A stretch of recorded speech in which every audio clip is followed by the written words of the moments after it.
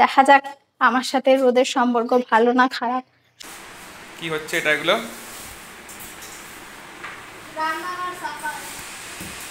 স্ন্যাক্সে chop মুড়ি এসে মামাদের দিচ্ছি, তার কারণ চপ মুড়ি বাঙালির ঐতিহ্য। মেয়েদের কি অ্যাকচুয়ালি কোনো ছুটি হয়? যদি কেউ জেনে থাকো তাহলে জানিও। Good morning, welcome back to our channel, to a brand new day and a brand new blog. আজকে হচ্ছে রবিবার, বাজছে এখন ঘড়িতে সকাল 9:30, দেখে এসে বলছি। আর আজকের ব্লগটা কোত্থেকে স্টার্ট করছি বুঝতে পারছো? এই যে আমার এই ছোট্ট টেরেস গার্ডেন থেকে, যেখানে প্রচুর ছোট ছোট সতেজ গাছ রয়েছে, কয়েকটা রয়েছে, বিশেষ কিছু নেই। আর আজকে ব্রাইট সানি ডে, এখনো অবধি রোদ উঠেছে, সুন্দর ওয়েদার, সুন্দর হাওয়া দিচ্ছে, সেটা বাইরে গেলে তোমরা বুঝতে পারবে। প্রচুর রোদ উঠেছে আজকে। আর এই যে আমার গাছগুলো সতেজ হয়ে রয়েছে। আর ওই যে প্লেটগুলো কিনেছিলাম না, সেই গেলাম দোকানটায়, ওইখান থেকে যে প্লেটগুলো কিনেছিলাম, সেই যে এগুলোকে এখানে বসানো হয়েছে, বাবা বসিয়ে দিয়েছে 2টো প্লেট। বাকি গাছগুলোর প্লেট এখনো পাইনি, তো সেগুলো পেলে সেগুলোও বসিয়ে দেওয়া হবে, নাহলে ছাদ নষ্ট হয়ে যাবে। এখন যাওয়া যাক নিচে, আজকে অনেকগুলো কাজ রয়েছে, প্লাস বাড়িতে অতিথি আসবে আজকে। কে অতিথি সেটা আমি পরে দেখাবো। রবিবার পেয়েছি আর আমি জামা কাপড় কাচবো না, that too bright sunny day, এটা কি হতে পারে? কিন্তু এখানে আমার একটা কথা আছে, প্রতিমের জামা প্যান্ট যখন আমি কাচি, আমি পকেটগুলো ভালো করে দেখে নিই, কারণ 2-4 পয়সা যদি তিনি রাখেন তাহলে তো আমার সেটা ফান্ডে জমে যাবে। কিন্তু আজ অব্দি আমি একটা টাকাও পেলাম না। হ্যাঁ, একদিন শুধু না দেখে কেচে দিয়েছিলাম, সেই 2 দিন, একদিন না 2 দিন আমি 10 টাকা করে পেয়েছিলাম, যাকে।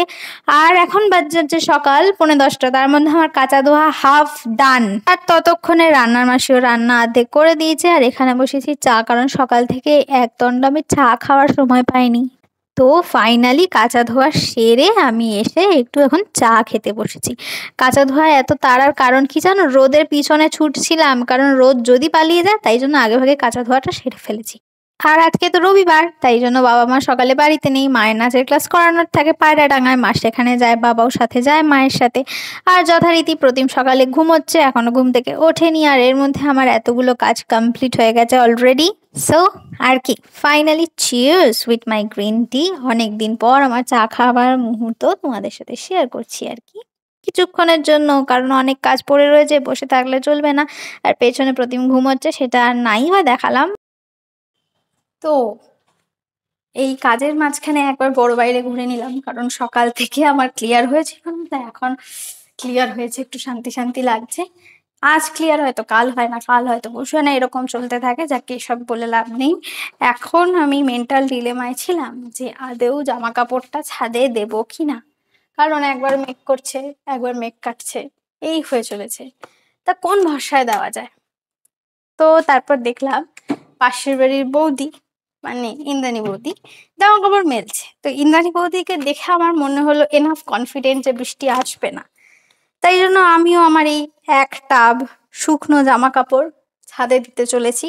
জানি না ভবিষ্যৎ কি এদের, তবে দিতে তো হবেই, কিছু করার নেই। আপাতত দিই, যদি বৃষ্টি আসে তাহলে ভিজে ভিজে গিয়ে তুলে আনবো আর কি। আমার তো এই চলছে সারা বর্ষাকাল জুড়ে, জামা কাপড় মেলছি, বৃষ্টি আসছে, ভিজে ভিজে গিয়ে জামা কাপড় তুলছি। দাঁড়াও, জামা কাপড়টা তুলে নি বালতিতে।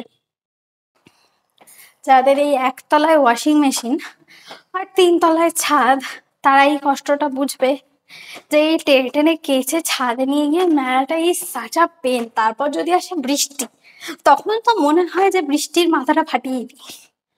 উফ, মোটামুটি যা রোদ আছে, যদি 1 ঘন্টায় রোদটা থাকে তাহলে আমার জামা কাপড়গুলোর ওপর কৃপা হয়। এক ছাদ জামা কাপড় আমি মেলেছি, এটা কিন্তু আমাদের 1 সপ্তাহের জামা কাপড়। তো দেখা যাক আমার সাথে রোদের সম্পর্ক ভালো না খারাপ, সূর্যদেব আমার উপর সন্তুষ্ট কিনা। এইবার আমার মহৎ কাজ হচ্ছে প্রতিমকে ঘুম থেকে ডাকা। 11:15 বাজে, আজকে তোর অনেক কাজ না? হ্যাঁ, ও বাবা, এ শুয়ে শুয়ে ফোন দেখে, অদ্ভুত। ওঠ। না, শুনকে লাগে, পরে বলবো। কি হচ্ছে এটা? এগুলো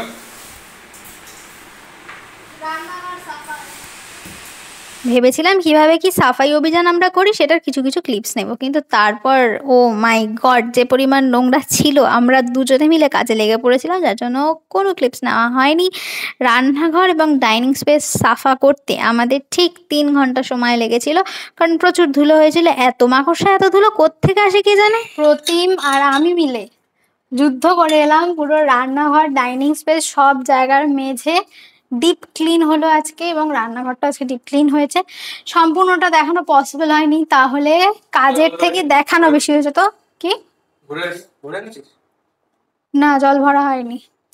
আর যেহেতু আমরা কাজে ব্যস্ত ছিলাম, মানে আমি প্রথম থেকে শুরু করেছি, তারপর প্রতিম জয়েন করেছে আমাকে, দুজন মিলে করেছি, যার জন্য ভিডিওটা করা হয়নি। জামা কাপড় শুকিয়ে অনেকক্ষণ প্রতিম এনে দিয়েছে, আর প্রতিমই আজকে বিছানাটা গুছিয়েছে। তার কারণ আমি আর প্রতিম আজকে রাষ্ট্রযজ্ঞ করতে নেমেছিলাম, মানে হচ্ছে রান্নাঘর পরিষ্কার। রান্নাঘর ডিপ ক্লিন করেছি, ডাইনিং স্পেসের মেঝে ডিপ ক্লিন করেছি। অ্যাকচুয়ালি আমাদের সাদা টাইলস, যার জন্য নোংরাটা খুব তাড়াতাড়ি বসে যায়। আর আমাদের কাজের দিদি যে আছে, জানোই তোমরা, কাজের দিদি বা মাসি বা পিসি যাকেই রাখো না কেন, মনোপুত কাজ করে না, কিন্তু কোমরের সমস্যার জন্য উপায় নেই।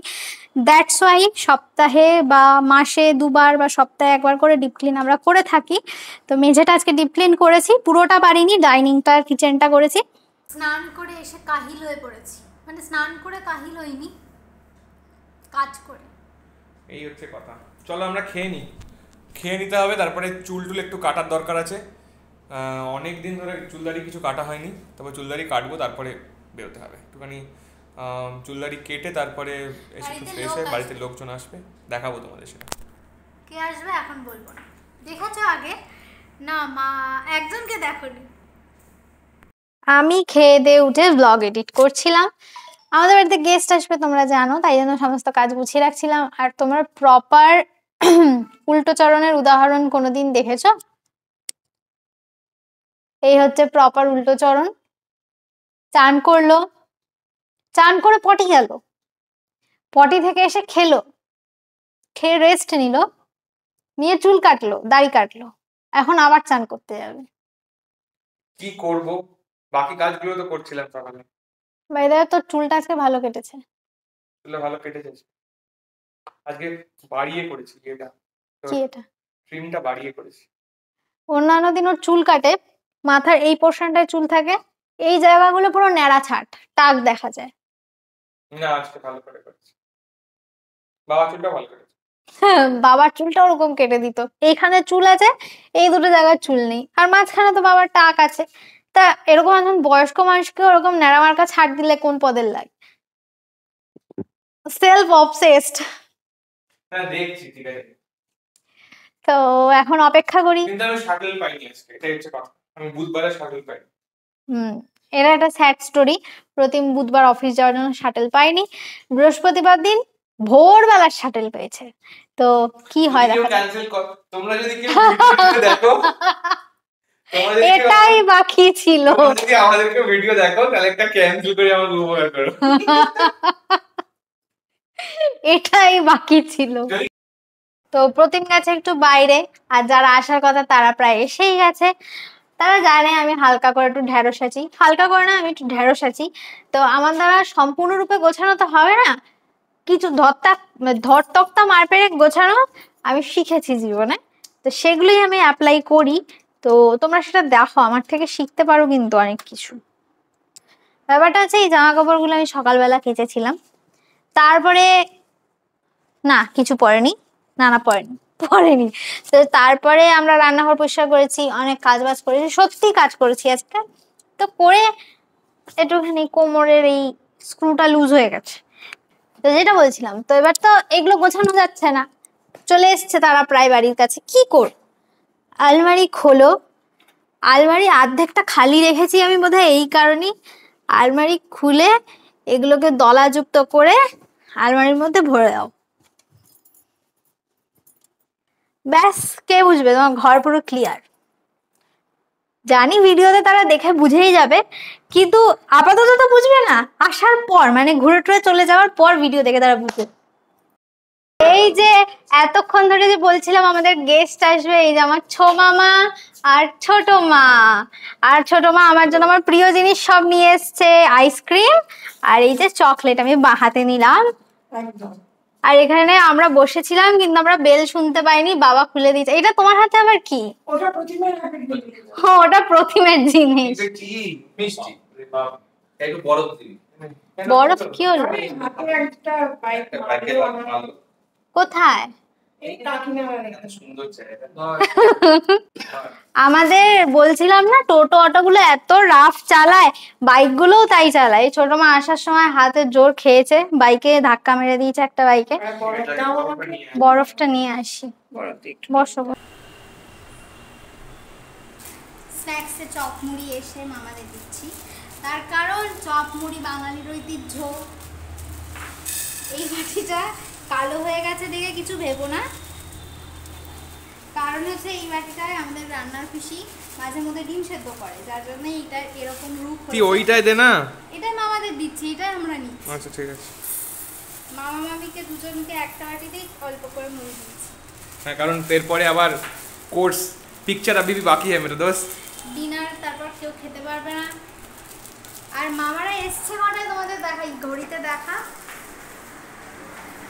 8টা এসছে, এখন বাজে হচ্ছে 8:10, 8টা এসছে। ছোমামা আমাকে বলেছিল বিকেল 5টায় আসবে আর 8টায় এসছে। তো খাচ্ছ তো পেটে যাচ্ছে, এখন কি হবে তাহলে? এখানে ডিম নিয়ে আমার সাথে সবাই লড়াই করছে। এই ডিমের চপালা বাটিটা ওখানে রেখেছিল। তুমি বেশি কথা বলো না।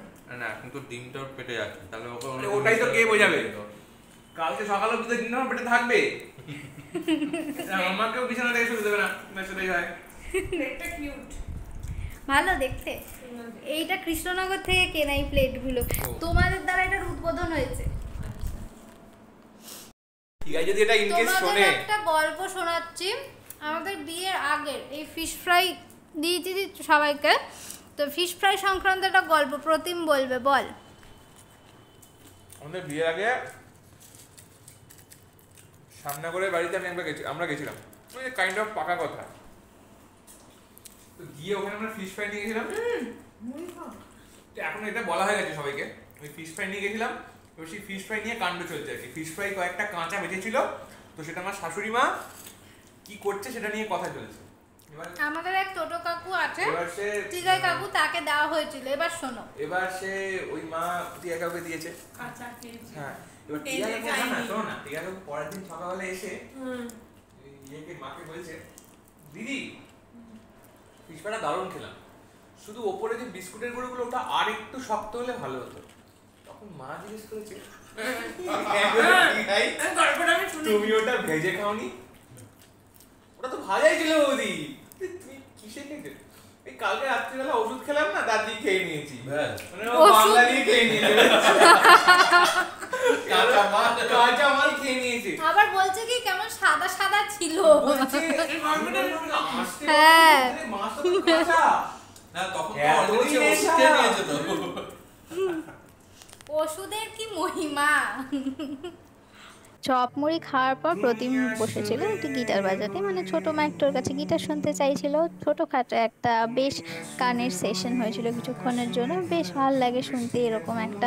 অনেক লোক আসবে বাড়িতে, হালকা পাতলা গান বাজনা হবে, যদিও আমি গান গাইতে পারি না, তবে গান শুনতে আমার ভীষণ ভালো লাগে। তো রোববার দিনটা আমাদের বেশ মজায় মজায় কেটেছে। কথা আর গল্প করতে করতে কখন যে অত রাত হয়ে গেছিল ঠিক খেয়ালই করিনি। আর মা এখানে বানিয়েছিল হচ্ছে ফ্রাইড রাইস, পাতি বাঙালি স্টাইলে ফ্রাইড রাইস, আর তার সাথে ছিল চিকেন আলু দিয়ে। বাঙালিদের চিকেন আলু ছাড়া ঠিক মানা যায় না, আলু ইজ লাভ, যদিও আমার আলু খাওয়া, আলু মিষ্টি জিনিস সবারই এখন বারণ হয়ে যাচ্ছে দিন দিন, কারণ সবারই ওবেসিটি ধরে যাচ্ছে। যাকে খাওয়া দাওয়ার মুহূর্তের সাথে আমরা বেশ গল্প গুজব করেছি। আর এই ছোট্ট টুলটা জাস্ট আমার জন্যই, কারণ আমাদের চেয়ারের একটু শর্টেজ আছে। ঝিরঝিরে বৃষ্টি হচ্ছে, হয়েও গেছে খানিকটা, আর মামারা বেরোচ্ছে, এখন আর কেউ ফাইন করবে না, এখন হেলমেট পরিয়ে দিচ্ছে। টাটা এখন। আর ছোমামা পরে নিয়েছে রেনকোট, এটা মাথার সাইজে লাগবে কেন। কানের দুলটা চেপে তো গেল। তো দ্যাটস ইট ফর টুডে। আজকে সেরকম কিছু দেখানো নেই। ততক্ষণ তোমরা কি করবে? Like, share and subscribe our YouTube channel which is it's perfect. আর ততক্ষণ সুস্থ থাকো, ভালো থাকো, আনন্দে থাকো। কিরে এই অদ্ভুত, টাটা। টাটা কর, এই তো টাটা। চলো টাটা, ভালো থেকো।